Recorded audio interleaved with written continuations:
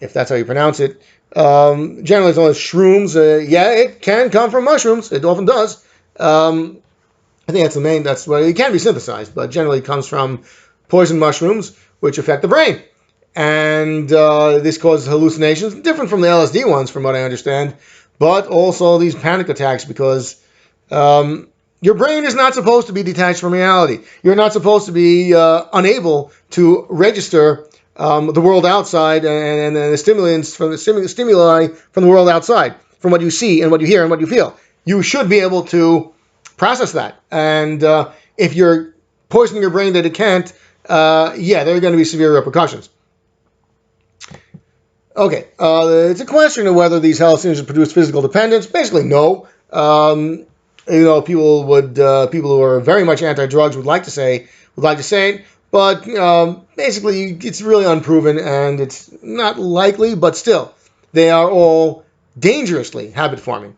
They're dangerous. They're habit-forming. Yeah, the habit will cause you to have more of the danger and will kill eventually. Then we have the class called the depressants. They slow down the nervous system. Alcohol is a good example of it. It's not illegal, and we all know about it, so let's go on.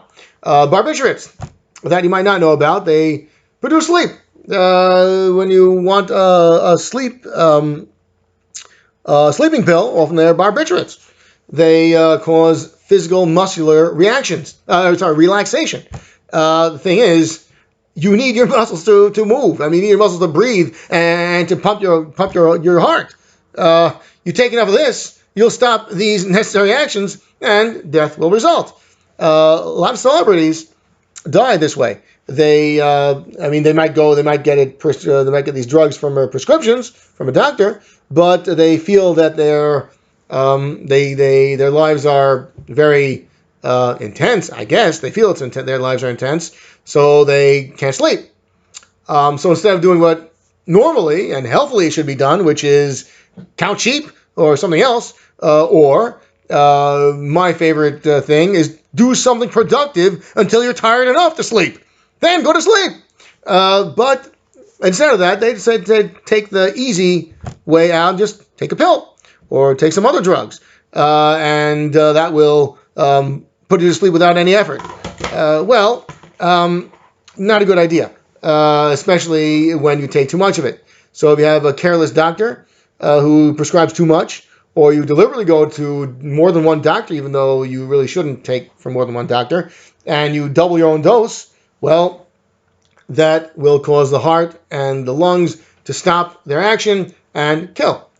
Okay, these are generally taken orally and prescribed as sleeping pills. Sometimes, however, they are for people who have psychotic episodes, and a depressant will remove this. And again, it relaxes people, so it's anti-anxiety. These are for psychological difficulties. We've heard the names of them, like Valium and Xanax, whatever it is. They're considered harmless because doctors prescribe them, but they still get to the brain and they cause unnatural relaxation. So, at least temporarily, under a doctor's supervision, careful supervision, and conscientious supervision, this is okay. But it should be stopped after it's no longer necessary. Unfortunately, they can be habit-forming. And sometimes even culturally acceptable. I've heard among the elderly, they talk about how much Valium they take, and they share Valium pills or whatever the stuff is. Got to be careful. This thing really should be done only under doctor supervision. So it's seen as harmless, and hey, look, your grandchildren are they're not visiting you, and you feel nervous and upset. Well, I have some of my Valium. Really, these things that the very idea that it's considered harmless is in itself part of the problem, because if you consider taking these drugs, taking the drugs in the way they shouldn't be taken as a problem, then when you think it's harmless and you do more of it, you will cause more of a problem. This is not that popular, but inhaling organic solvents, called huffing, they are also depressing. It's done, I guess. that this also is a depression. It causes exhilaration because it depresses feelings of let's say stress and inhibitions. They are poisonous. I mean, you're not supposed to breathe this stuff. Left alone in a room with this thing, it'll kill. But people do it because they get some kind of feeling out of it. It's quick, but it's quick to be eliminated. So people think it's harmless once they stop. But it's a poison, and in addition, it's habit forming, and that in itself is when your habit causes more poison to get into you. Yeah, it's going to be very bad. So all the depressants, they cause physical dependence. So stay away from this stuff. Then we have stimulants, another class of drugs. Cocaine, popular drug. It's a stimulant. Similar to amphetamines, which we're going to talk about soon, presumably. These cause alertness, exhilaration, even euphoria, feelings of happiness. It's a very popular illegal drug. Curiously enough, it's popular even though it's ingested by breathing it through the nose. Isn't that crazy? I mean, I don't swallow air because I ingest liquids and solids. I don't breathe powders because it's not air. I mean, there's gas and there's liquid and solid. Gases go through the nose. Liquids and solids go through the mouth, through the esophagus. You don't mix the two up. And here, people taking the drugs, they actually breathe these solids through the nose. I mean, what's up with that?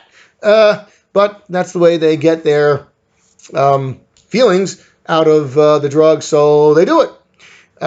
There is also crack, very important. It's they call it freebase cocaine using baking soda.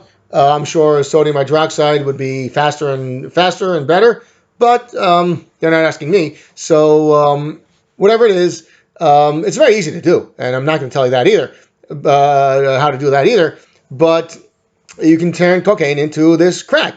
They're both cocaine and crack. But crack is ingested when you heat it up and you inhale the fumes in some way. They have crack pipes, but maybe we can get to that a different time. It's called drug paraphernalia. It's also part of the forensic idea, so maybe we'll get to that later. But this works faster than cocaine. To me, the scariest thing about it is that people just can't break the habit. Those who do usually have concerned family members who remove the people from all possibility of getting to the drug, like putting them in a certain camp or an isolated facility where it's simply impossible to get the crack, and that will enable them to get out of it. That's how they'll break the habit, but on themselves, doesn't happen. People who take it, they get the habit. That's it.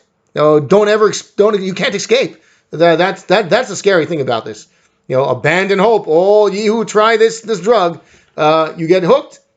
It will continue to poison you and kill you in the end, or it'll weaken you until somebody else kills you easily because of what this does. So this to me is one of the scariest drugs. If you can't get off of it, that to me is the scariest thing. I mean, other drugs might be very dangerous, but you can get off of them.